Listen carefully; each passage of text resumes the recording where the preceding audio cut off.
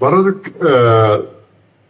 किसके लिए जीना चाहिए, मतलब किसके लिए जीना चाहिए, मतलब वास्तव में कि परिवार के लिए या संसार के लिए या अपने लिए? इन तीनों बातों में एक को जोड़ लो, एक बात को जोड़ लो। आपका जीवन किसके लिए है, हमको ये आप पहले उत्तर दे तो हम आपको फटाक से उत्तर दे देते हैं। आपका जीवन किसके लिए है? इसका तो मालूम नहीं महाराज। हाँ, इसीलिए आप समझ नहीं पाए ने। तीनों बातें एक है। आप जी रहे हो सिर्फ भगवान के लिए, अनजाने में भी, अनजाने में भी भगवान के लिए जी रहे हो। ये इंद्रियां, ये मन, ये शरीर, ये प्राण भगवान की रचना है। आप भगवान के अंश हो ना, भगवान के द्वारा ही नियत समय तक के लिए इस शरीर में हो। अनजाने में भी भगवान को सब प्यार करते हैं। कैसे? जैसे इनके अंदर भगवान बैठे हुए हैं, ये तुम नहीं जान पा रहे हो। ये तुम्हारी पत्नी कौन है पूर्व में, पूर्व जन्म में कौन थी? ये तुम्हारी बेटी कौन थी? तुम्हारा बेटा कौन आया है? कुछ पता नहीं। ना आप अपने को जानते हो ना इनको जानते हो। जो आपको भी जानता है इनको भी जानता है और आपको बहुत प्यार करता है, उसे कहते हैं भगवान। और उसी के लिए आप जीवन जी रहे हो, अनजाने में भी। अनजाने में अपने को जीवन में कि मेरे पत्नी है, मेरा बच्चा है, मेरा बेटा है, मेरा परिवार, मैं जो ये मैं है वो श्री कृष्ण है, वही भगवान है जिसे तुम जान नहीं पा रहे हो। ये तुम नहीं हो, ये तुम्हारा ढांचा है। मानते हो कि नहीं? खली जिसका नाम है, ये ढांचे का नाम है या तुम्हारा नाम है? ढांचे का नाम। ढांचे का नाम, इस शरीर का नाम है। इस शरीर का नाम खली है। ये जब मां के गर्भ में था तब खली नहीं था। जब ढांचा बाहर आया तब उसको नाम दिया गया, ढांचे को नाम दिया गया। और ढांचे से ही इसके अंदर जो संचलित होने वाली शक्ति है उसको पहचाना जा रहा है।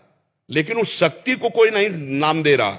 जो खली के अंदर पावर है, जो खली के अंदर ईश्वर है, उसको कोई नहीं देख रहा, उसको ज्ञानी देखता है। तुम उसी को प्यार करते हो। शरीर को प्यार करते हो इसलिए कि शरीर के अंदर वो शक्ति विराजमान है। नहीं तो अभी कह दिया जाए कि तुम्हारे पूरे जीवन का नाश हो जाएगा इस इतने से, तो इतना कटवाने में देर नहीं लगेगी, पैसा दे के कटवा दोगे। मतलब शरीर से भी प्रिय प्राण, प्राण से भी प्रिय आत्मा, और जैसे आत्मा कहते हैं उसे परमात्मा कहते हैं। और वही इनमें विराजमान, इनमें विराजमान, इनमें विराजमान। पावर वही भगवान का है। तो तुम अनजाने में भी भगवान से प्यार करो, अगर जान के प्यार कर लो तो जीवन मुक्त हो जाओ। अब वही भगवान तुम्हें शरीर जैसे प्रिय और पोषणकारी दिया है। तुम्हारा अधिकार शरीर को नष्ट करने का नहीं है भला? ना भारतीय और ना भागवतिक। अभी कानूनी कार्रवाई में आपको केवल यह साबित हो जाए कि आप अपने शरीर को नष्ट करना चाहते हैं तो आपको सजा हो जाएगी। हो जाएगी कि नहीं हो जाएगी? तो मतलब इस शरीर पर आपका अधिकार नहीं है, जीने का अधिकार है। खाओ पियो मौज करो, इसको नष्ट नहीं कर सकते। ये सरकारी है, भारतीय भी और भागवतिक भी। इसका मतलब भगवान की सत्ता। तो ये आप इनसे व्यवहार कर सकते हो, प्यार कर सकते हो, इनको सुख पहुंचा सकते हो, लेकिन नष्ट करने का अधिकार नहीं है। नहीं, आपको जेल हो जाएगी। ये सरकारी है ना? सरकारी, भागवतिक भी और कानूनी भी। मतलब टोटल अगर हम हिसाब में जाएं तो हम भगवान के लिए जी रहे हैं। अगर हम जान ले इस बात को तो मस्त हो जाएंगे, और नहीं जान पा रहे इसलिए अहंकार की दशा में हम सांसारिक जीवन जी रहे। नहीं, भागवतिक जीवन है। ये भगवान गोद में बैठा है। जो लाला मूर्ति में लिए रहते ना, ये वही लाला है। पहचान लो, बस समझ में आ जाएगा। वही श्री कृष्ण तुम्हारी गोद में बैठा है। वही जगदम्बा तुम्हारी पत्नी के अंदर भी वही शक्तिमान विराजमान है। पत्नी का रोल करने वाली वही आद्या शक्ति, कोई दूसरा नहीं है। जो तुम्हारे अंदर बैठा हुआ महाबल वो भगवान ही है, दूसरा कोई नहीं। अनजाने में भी हम उसी का आदर कर रहे हैं। महाराज जी, मेरा क्वेश्चन है कि भी जैसे हम मतलब परिवार के लिए दिन रात मेहनत करते हैं। हम जैसे बोला ना अभी कि भी आप 1000 बार नाम लो, तो सुबह से शाम को लेट सोते हैं, सोचते भी ये काम निपटाइए, वो निपटाइए।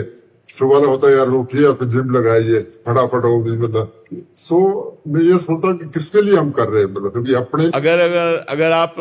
अगर आप सत्संग कभी सुने हो, हमने कहा कि सारा समय का कार्य भगवान को समर्पित कर दो तो भजन बन जाएगा।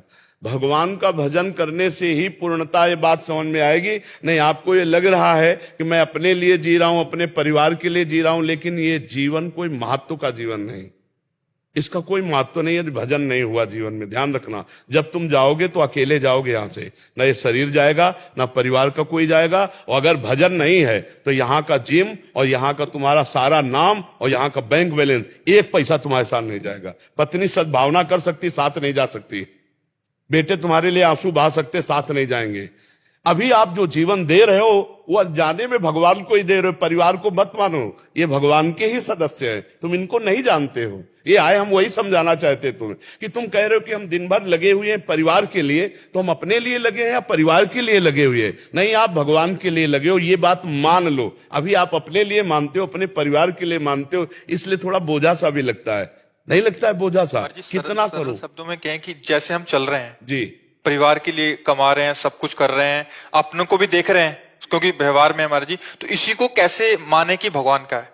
क्योंकि वो है, मानने से ही तो है। हम पूरा समय भगवान को समर्पित, इसीलिए कह रहे कम से कम 1000 बार राधा नाम जप करना। उससे समझ आएगा, समझ आएगी, बौद्धिक शक्ति बनती चली जाएगी, बुद्धि समझ में आती चली जाएगी। और धीरे धीरे जब आपको लगे तो खान पान सुधार लो। ठीक है महाराज।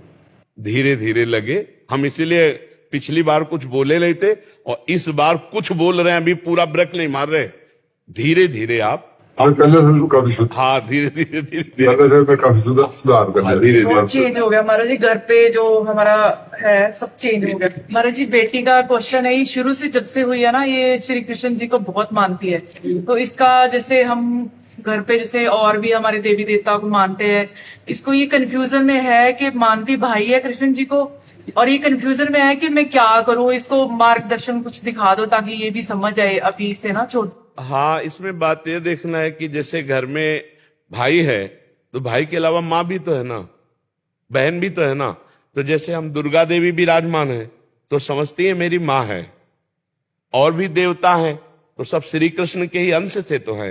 हम किसी का निरादर ना करें, पर हमें प्यार श्री कृष्ण से है तो हम उनकी पूजा करें। और अन्य जितने भी भगवत स्वरूप हैं किसी का निरादर ना करें, सब में प्रणाम करें, क्योंकि सब भगवान के स्वरूप। मान लो देवी जी हैं तो अम्बा है, जगत जननी है। भगवान शिव है तो जगत पिता है। जितने और देवता हैं तो सब भगवान ही के अंश से तो है। तो अपने श्री कृष्ण से प्यार करें और सब देवताओं को नमस्कार करें।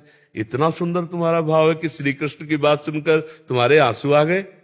तुम तो बहुत पूर्व की कोई भजन करने वाली सखी हो, ले तो ऐसा कैसे हो सकता है? तो यही समझाते कि सब भगवान जी श्री कृष्ण जी सब है। हाँ, तो निरादर नहीं करते। ये बहुत ये पेंटिंग्स बनाती है जैसे राधा जी की। ये तो गजब की बात है भाई। आपके घर में इतनी भजनानंदी संत आ गई, ये पूर्व की कोई संत रही है? नहीं तो भगवान के लिए ऐसे आंसू आना बड़ा मुश्किल होता है। आप ही बताओ, भगवान के लिए रो सकते हो? भगवान के लिए बहुत सुंदर, बड़ी कृपा है आपकी कि जो ऐसी संतान है आपके पास। श्री कृष्ण प्रेमी पूर्व का कोई भजनानंदी महात्मा है जो अपना भजन पूर्ण करने के लिए तुम्हारे घर आया। बहुत सुंदर, भगवान की बहुत कृपा है आपकी। बोलती है पहले कृष्ण जी को राखी बांधती है, फिर बोलती है मेरा भाई है, फर्स्ट भाई मेरे कान्हा जी। हाँ बिल्कुल, बहुत सुंदर बात। हमें बहुत अच्छा लगा बच्चा आपसे मिलकर, बहुत अच्छा लगा। आप ऐसे नाम जप करना और श्री कृष्ण से प्यार करना, फिर देखना वो जीवन कैसा उन्नतिशील बनाते हैं श्री कृष्ण। ठीक है?